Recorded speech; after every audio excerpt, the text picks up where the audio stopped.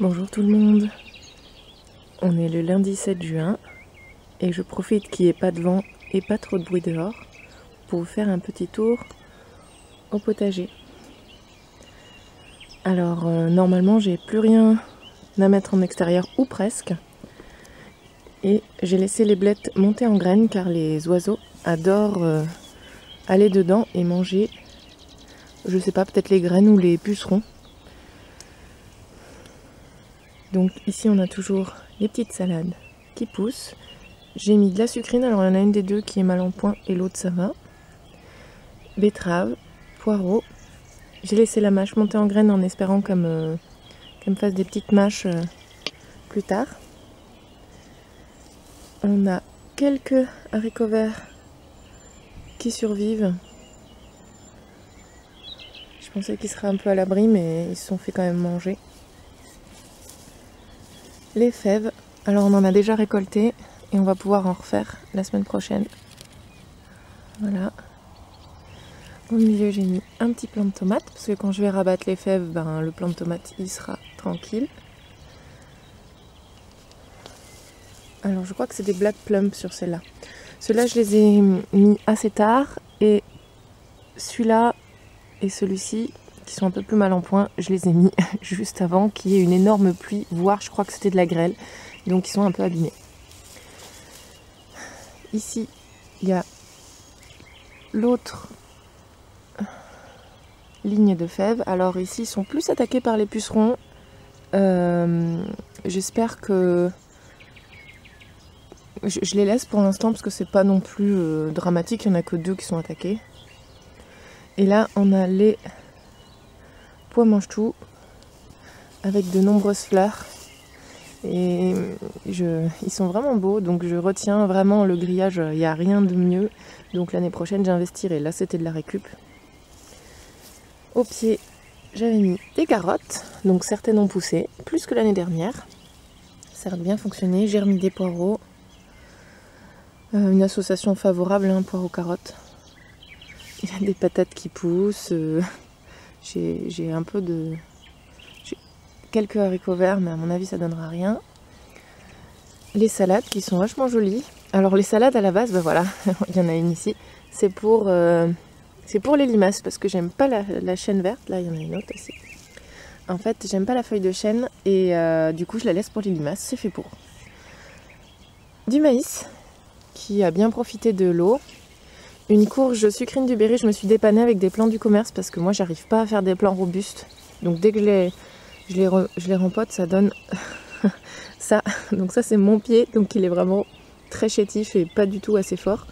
Donc je compte vraiment sur les pieds du commerce. J'ai fait une ligne de poireaux. Et là j'ai fait un petit coin à patates.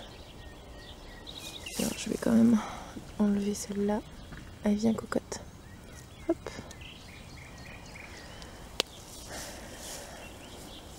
Donc là je vois toujours les oiseaux fourrés dedans, donc j'ose pas encore les rabattre. Mais je vais les rabattre à un moment, j'en ferai un paillage. Hop. Le bassin se porte bien. On n'a pas revu de grenouilles, mais ça reprend et on a même une fleur là qui arrive. Les patates. Donc c'est un bon emplacement à patates parce que j'ai pas à m'en occuper, même si je vais pas pouvoir faire ça trop d'affilée. Le cerisier avec les fraises des bois au pied. Là-bas on a les framboisiers qui donnent et les fraisiers Magnum qui nous ont déjà donné des fraises, donc ça c'est bien.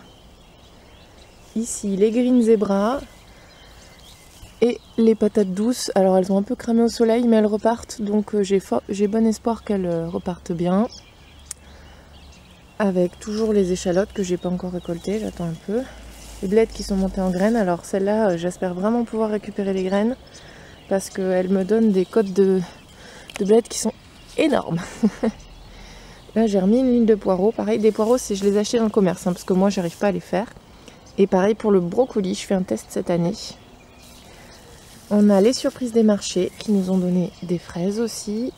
Là c'était des haricots verts que j'avais mis en poké qui étaient montés un peu. Mais ils se portent pas trop mal, finalement.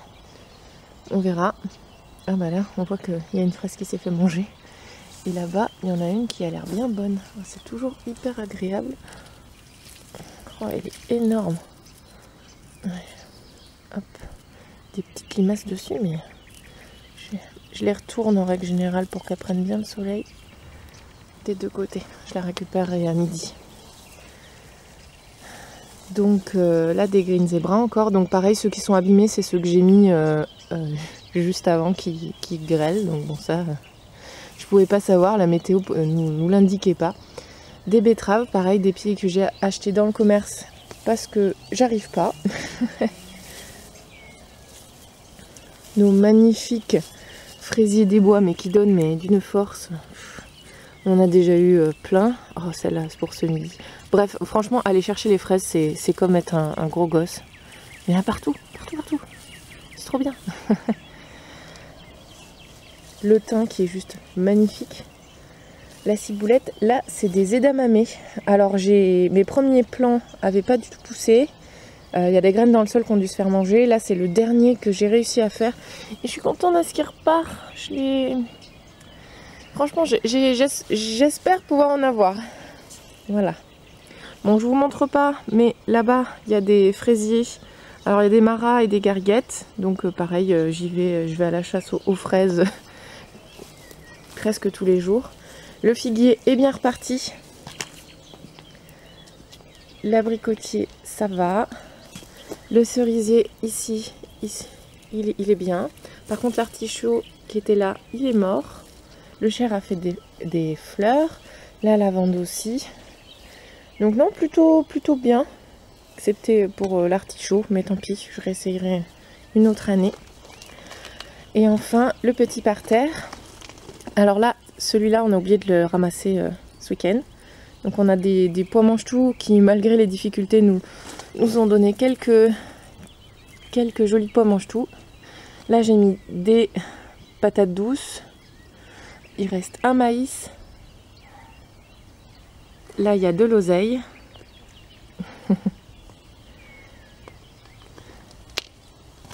Là, il y a des sucrines et un escargot qui va faire le baptême de l'air. Allez, hop. Chez le voisin. Parce que bon, le voisin, c'est une friche, hein, donc je me permets de l'envoyer chez le voisin. Donc une petite salade qui a poussé toute seule. J'ai mis aussi des poireaux tout du long. Au milieu, alors ça c'est des tomates cerises, des tomates allongées, des tomates cerises jaunes, je pense. Là pareil, il y a des pois mange-tout ici.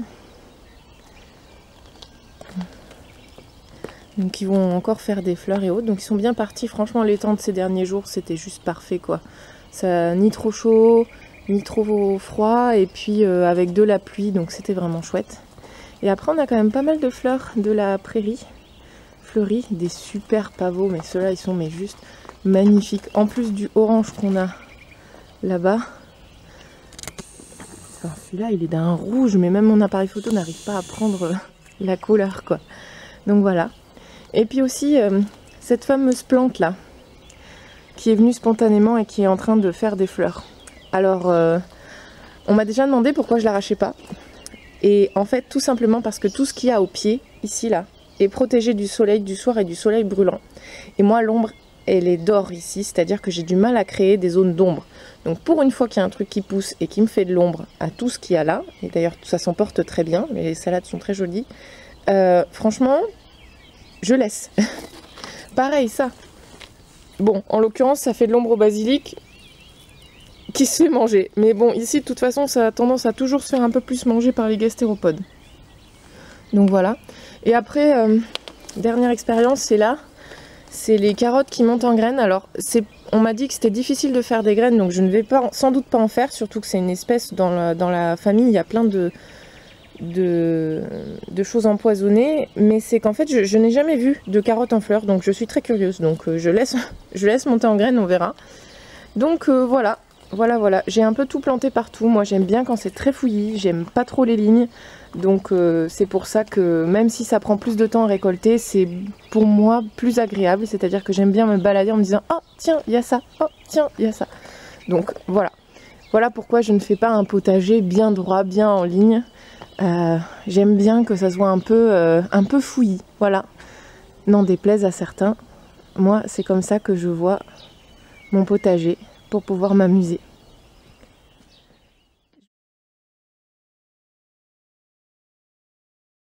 Alors en juin, pas grand chose à semer si ce n'est les retardataires d'avril. Donc j'ai plus de maïs, j'ai tout semé. Par contre, je vais peut-être retenter des carottes parce qu'il fait bien humide, donc on peut peut-être retenter. Ensuite, j'ai quelques fleurs que je peux encore faire.